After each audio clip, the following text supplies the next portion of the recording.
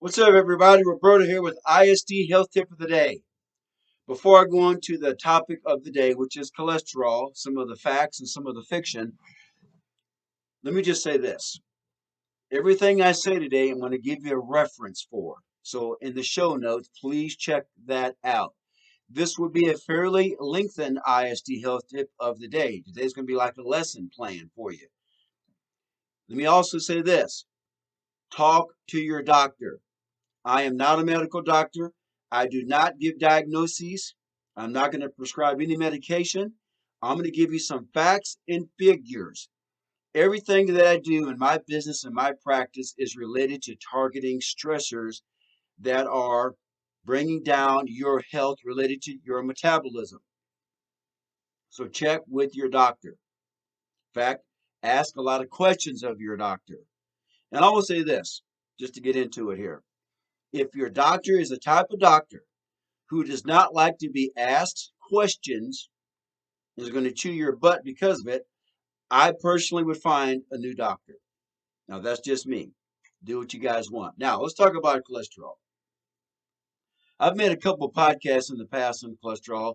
I'm not going to go into great detail about the composition of cholesterol and such and such.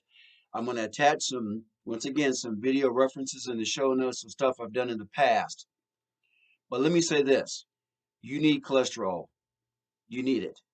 And too little of it can be very, very adversely affected in terms of your body. I'm going to show you a chart here. Now, what this is, I said I wasn't going to talk about the composition of cholesterol. I guess I lied. Well, this is just the only part I'll talk about relative to composition. At the very top of this chart, you see LDLs, which is, cholesterol, of course, HDLs, B vitamins, and acetylcholine A.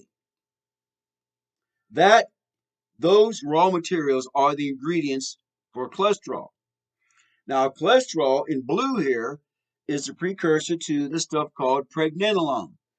Pregnenolone you may never have heard of, but it is a master hormone. It's like a growth hormone of the body. Now, that is the precursor to DHEA, dehydroepiandrosterone. I think I said that right. Now, you've probably heard about DHEA. They sell it in stores. In fact, they even sell pregnenolone in health food stores. Now, DHEA is a precursor to this stuff called aldosterone. Aldosterone is a precursor and related to cortisol, which is your adrenals. Cortisol is a stress hormone, which is very, very important as a pro-inflammatory and anti-inflammatory component of the body. I've talked about cortisol many, many, many, many times. Now, on the other side of the chart there, you'll see there's a stuff called estrogen and testosterone. You've probably heard of that, ladies and gentlemen. Estrogen for the ladies, testosterone for the men. Now, let's go back up to the top. What would happen if you drastically lowered your cholesterol? Would that affect this whole network here? Yes, it would. The answer is yes. What if you're subject to chronic stress in your life? That's related to cortisol. Now, look what cortisol does. You see those red dots? Cortisol, because it's trying to keep you alive, it will rob from pregnenolone and from DHEA. Now, because of that, how will that affect your estrogen and testosterone? You ever heard of low T, gentlemen? You ever heard of postmenopause, ladies, where your body stops making estrogen? This is what can happen. So, is it incumbent on your part to have good, healthy cholesterol? The answer is yes, it is. Now, that's as much as I'm going to say about that. Now, let's talk about heart disease a little bit because that's typically related to cholesterol or bad cholesterol, let's say. So let's say that you have a cholesterol reading of 250. You might say, whoa, that's pretty high, Roberto. If you're a doctor, the doctor would probably prescribe some sort of medication, i.e. statin drugs. what if I were to tell you everything in the body is at a cellular, granular, molecular level? Everything in regards to your health, your well-being, and your performance is based on a molecular level of how the body functions relative to the mitochondria of the body. Now, when things become in the body, they become inflamed, they become oxidized, and when I say oxidized, that is the equivalent of rust. So if you left out a nail, a rusty nail, or excuse me, a good nail overnight, unless it's galvanized, of course, and you left it out for several days in the moisture, it's going to rust. That is what oxidation is analogous to your body. It is rust. So if you have oxidized, inflamed tissue in the body, even your cholesterol, that is not a good thing. In fact, you could have a cholesterol of almost 300 milligrams per deciliter and still be very healthy. Now, once again, these are questions you need to also ask your doctor. I'm going to give you some references today that you really need to look through, folks. Just don't blow me off and cut off the video here, okay? Look at some research. Look at some data. Ask your doctor. Now, why is that? Because if the molecular structure of your cholesterol particles are primarily and heavily oxidized and inflamed, you might have, let's say your cholesterol level is 130 or 150. You might say, well, that's pretty good. No, it's not, because you have pro-inflammatory properties going on within the system. That can cause issues, hardening of the arteries, clogging of the arteries. It can cause those things. Whereas you might have a cholesterol of 250 to 300, and you can have almost none of oxidation, no inflammation. Your chances of having a healthy metabolism, healthy tissues, and healthy heart is very, very high. Yes, I said it. Now, I wrote down a few notes here. Typically, I don't do that in my videos here, but I'm going to do it for this because I wrote a lot down. I did a lot of research to present this podcast to you today. Okay, now, there is a study done on cholesterol. It is in PubMed. Once again, it's going to be in the reference section here. And they took a population of roughly 12 million people over several years. And what they found is this, that a cholesterol reading of 210 to 240 milligrams per deciliter was the healthiest. Now, you might once again be saying, well, Roberto, that's pretty high. Well, let me go deeper here. Let me go deeper. In the study, what they found is that when your cholesterol was less than 210, there were just an ever so slight increase in mortality rate. That's according to the data in this study here. And what they also found is when your cholesterol dropped to, let's say, 150, there was a significant increase in mortality rate.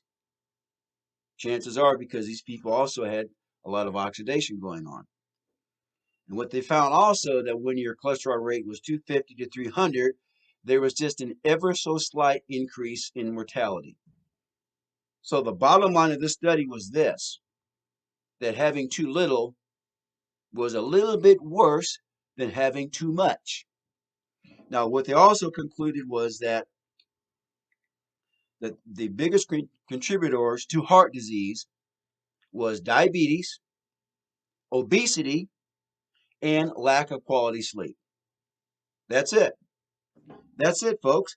So, having said that, I've got more here, by the way, but having said that, it's important that you get those three things under control. Diabetes, if you're type 2 diabetic, change your eating habits. If you're obese, change your eating habits, start exercising, start being active. If you're not getting enough sleep, turn off the electronic components and get some good qualitative sleep. That includes bright spectrum lights in your bedroom as well, or wherever you're sleeping. Now, some of the functions of cholesterol. These are some good things. It makes a cell membrane. That's pretty important because without the cell membrane, your cells don't exist, period. Okay, it strengthens the immune system. Sex hormones are produced. I showed you that earlier on the chart. Without good cholesterol, you don't make testosterone, you don't make estrogen. You just don't do it. Okay, now adrenal hormone protection. That's where aldosterone comes in. Your adrenals will not function very well, which is fighting stress. Now, cholesterol is also in your skin, and when it comes to the skin, and when the sunlight hits it, it makes vitamin D because there are cholesterol receptors and particles as such on your skin as well. And when the sunlight hits it, that makes vitamin D. And I've said before, sunlight is the best source of vitamin D. Okay, now another one. Your nerves in your brain are made of cholesterol. And what they also found, and I didn't really go over this study on that chart here, but there's a study also that concludes that when you take statin drugs and you significantly lower your cholesterol levels, that could be the gateway of dementia. I don't know about you, but I like my brain cells the way they are. Just saying. Okay, now another one. Bile. Bile helps to metabolize certain food and nutrients in your body. Bile is mainly made of, you got it, cholesterol. Cholesterol. You see how important these things are. Now, the body uses cholesterol in a lot of other ways. There's a plethora of different things that cholesterol can do in the body. I can't go over all of them. I don't have time here. I'm trying to keep these things as relatively short as I can. But let me just say this. Good cholesterol comes from typically animal sources. Meat, fish, eggs, and some dairy products. So if you're mainly a plant-based person, you're going to have a hard time getting good cholesterol. Now, your body does make about 70 to 80% of cholesterol in your body, but the other 20 to 30% must be taken from outside sources, from exogenous sources, as we call it. It must be taken via food. Now, a couple other things here. Another study. Okay, out of 29 major randomized studies, controlled controlled trial type of studies, to see if a specific medication would lower cholesterol and lower the risk of dying, only 2 of the 29 were significant. The other 27 were not significant. Now, you might be listening to this podcast I just did and say, you know what, Roberto, I can find a lot of evidence and studies that say that high LDL, and by the way, once again, high LDL, if you have a lot of oxidation and inflammation, can be problematic. And there is a specific test, by the way, that you can take. It's called the lipoprotein particle test, LPP. And what that does, it measures the quality of the molecular structure of your cholesterol.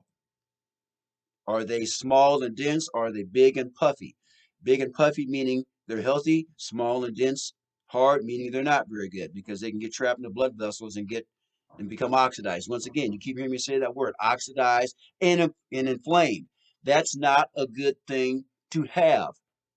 But you can find a study anywhere out there that are contradict everything I'm saying today. My advice to you, ladies and gentlemen, is to do research. Get opinions from both sides of the aisle. Next time you go to your doctor, take a copy of some of these studies with you and ask them questions. And once again, if your doctor is being a jerk about it, then I would find a different physician. Find somebody who's willing to, that may not totally agree with everything that you're saying, and they probably wouldn't agree with everything that I'm saying. Most doctors don't. There's some doctors that do. That's okay. At least they're willing to listen. That's the important thing. A doctor's primary role is to treat the person relative to what's going on with you individually. It's not to treat a lab report. Okay? It's not to necessarily do everything that the American Heart Association says is right to do, because all of us are different individuals in terms of our biochemical makeup, folks. And that's the whole premise behind holistic medicine. I am a holistic person. I am a strength and conditioning person. I am a training person. I am not a medical doctor. Once again, I look at stressors in the body, how your adrenals are functioning. Are you getting enough cholesterol? Are you getting enough protein? Are you drinking enough water? Are you getting enough sunshine? Are you getting enough fresh air? Are you exercising enough? Are you getting the right quality overall foods in your system relative to your metabolic type? Yes, then I'll look at some lab reports if you want to get down more specific, but lab reports are not everything. You have to look at the person as well, how they're responding to all of the above, how they're responding to food, responding to types of exercise, responding to certain types of activities. Are they going to bed on time? Are they having enough bowel movements? I know that sounds kind of crude, but it's important. Are you plant-based or animal-based? All those are questions, folks, that are important about the person, not just a lab report. So, guys, I know this was a very impassioned podcast for me because cholesterol is a very controversial, kind of a barbed wire topic. And once again, there's medical people out there who are going to disagree with everything I just said today. That's okay, as long as they're willing to sit down and have a professional conversation with you, the patient. They're willing to do that, then I would probably stick with that person. Okay? As I said before, doctors are not gods, they're human beings. Now, they're smart. I'm not saying that. They're smart. And they've been trained to do certain things, but they're trained in the area of pathology more so than physiology. And I would say this to any medical doctor out there. Okay?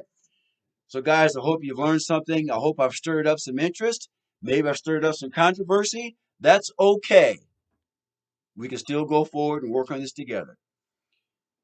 Guys, join my Facebook page. I'm on Instagram, Twitter, LinkedIn, Rumble. So check me out and subscribe to all of those that I just mentioned. This has been another IST Health Tip of the Day. Take care and God bless. Bye-bye.